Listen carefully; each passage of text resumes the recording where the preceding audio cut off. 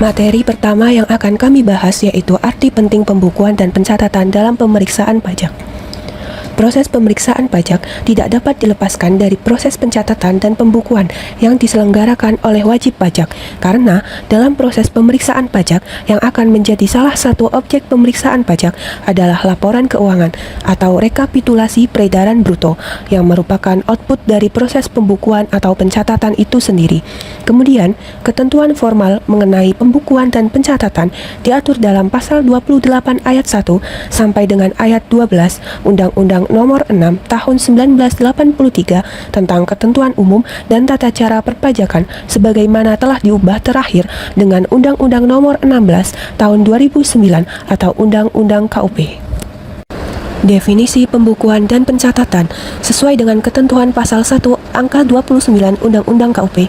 Pembukuan dinyatakan sebagai suatu proses pencatatan yang dilakukan secara teratur untuk mengumpulkan data, informasi keuangan yang meliputi harta, kewajiban, modal, pengadilan, dan biaya, serta jumlah harga perolehan dan penyerahan barang atau jasa, yang ditutup dengan menyusun laporan keuangan berupa neraca atau laporan posisi keuangan dan laporan laba rugi untuk periode tahun pajak tersebut.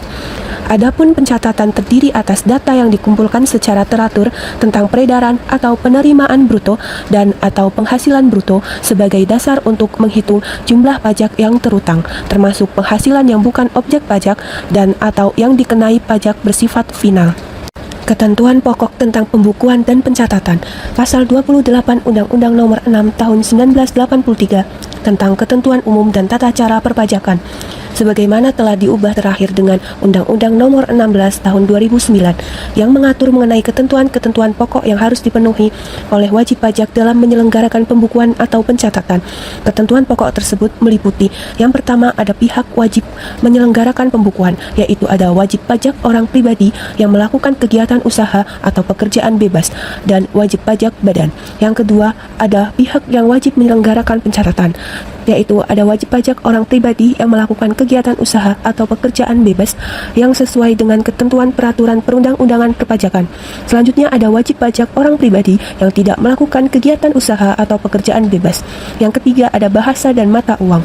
Pembukuan atau pencatatan harus diselenggarakan di Indonesia dengan menggunakan yang pertama itu ada huruf Latin, selanjutnya angka Arab, satuan mata uang rupiah, dan yang terakhir disusun dalam bahasa Indonesia atau dalam bahasa asing yang diizinkan oleh Menteri Keuangan berdasarkan Peraturan Menteri Keuangan Nomor 1 PMK 03 2015. Yang terakhir adalah iktikat baik dan mencerminkan keadaan sebenarnya, yaitu yang pertama ada memperhatikan iktikat baik dan mencerminkan keadaan atau kegiatan usaha yang sebenarnya.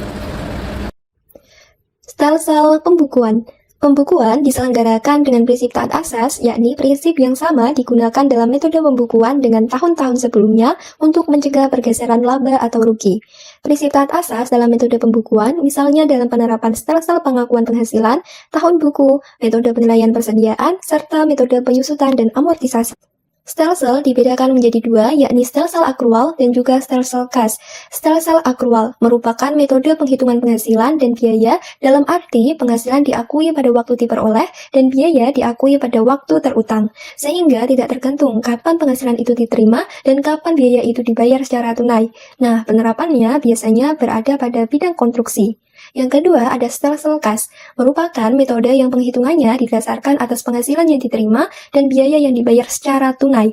Dalam stelsel kas murni, penghasilan dari penyerahan barang atau jasa ditetapkan pada saat pembayaran dari pelanggan diterima dan biaya-biaya ditetapkan pada saat barang, jasa, dan biaya operasi lainnya dibayarkan. Nah, penerapannya biasanya pada perusahaan kecil orang pribadi ataupun pada perusahaan jasa. Perubahan metode pembukuan dan atau tahun buku. Perubahan terhadap metode pembukuan dan atau tahun buku harus mendapatkan persetujuan dari Direktur Jenderal Pajak. Metode pembukuan yang dianut harus taat asas, yaitu harus sama dengan tahun-tahun sebelumnya. Apabila berbeda, maka harus diajukan kepada DJP sebelum dimulainya tahun buku yang bersangkutan dengan menyampaikan alasan yang logis dan dapat diterima, serta akibat yang mungkin timbul dari perubahan tersebut. Perubahan periode tahun buku berakibat pada berubahnya jumlah penghasilan atau kerugian wajib pajak.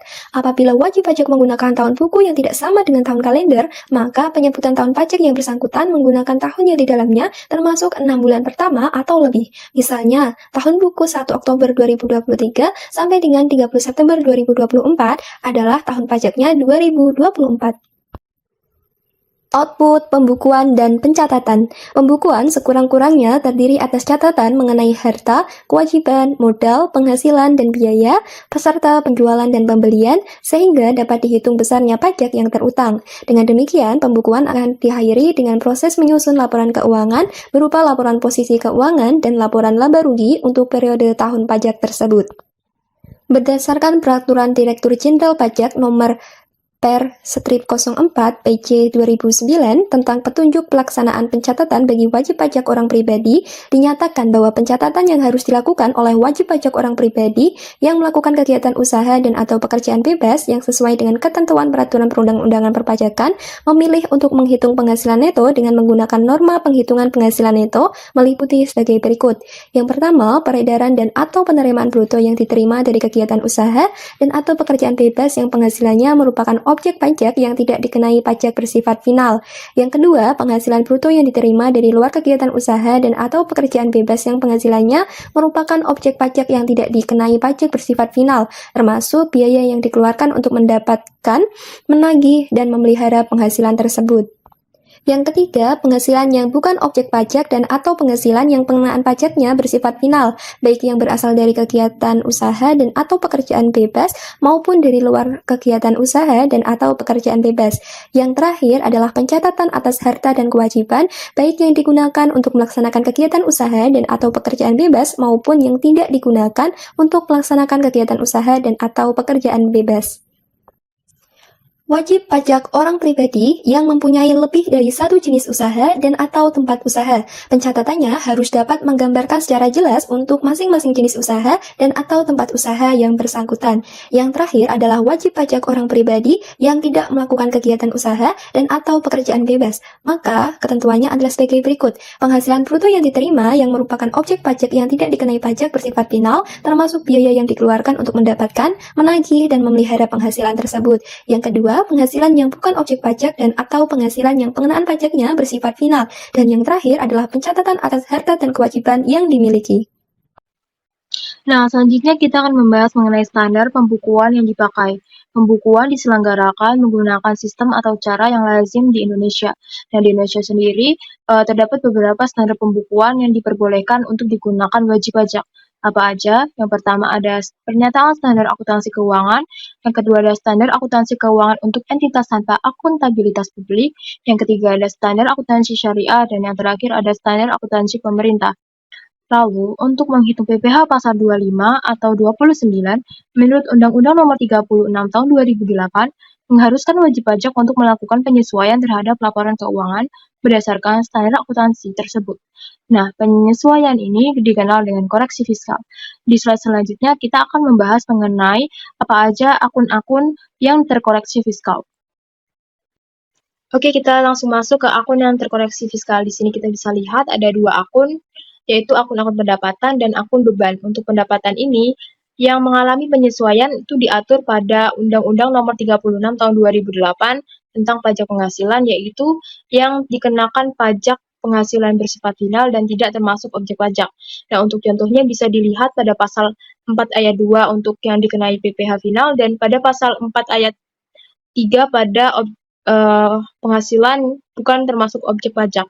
Selanjutnya di akun beban ini diatur pada pasal 9 Undang-Undang Nomor 36 Tahun 2008 di mana beban-beban yang tidak diperkenankan dijadikan pengurang penghasilan bruto.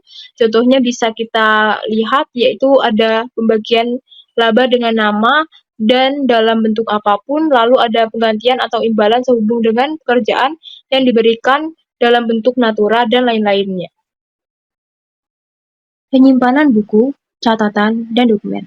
Buku, catatan, dan dokumen yang menjadi dasar pembukuan atau pencatatan, dan dokumen lain termasuk hasil pengolahan data akan dikelola secara elektronik atau program aplikasi online disimpan selama 10 tahun di Indonesia, yaitu tempat kegiatan atau tempat tinggal BPOP, atau bisa jadi di tempat kedudukan WP Badan.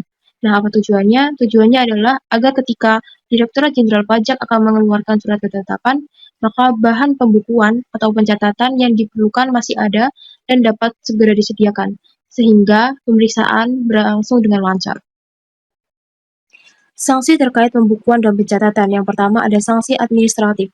Sanksi ini didasari oleh hukum Undang-Undang Nomor 7 Tahun 2021 tentang Harmonisasi Perpajakan. Sanksi ini berupa denda administrasi, bunga, dan kenaikan, dan tidak dapat dikreditkan dari jumlah pajak yang terhutang. Untuk contohnya bisa kita lihat di mana sanksi denda akan dikenakan sanksi 2% dari dasar pengenaan pajak, sanksi bunga akan dikenakan sanksi tarif bunga per bulan oleh Menteri Keuangan dengan maksimal 24 bulan, dan sanksi kenaikan akan dikenakan sanksi 100% dari jumlah kurang pajak.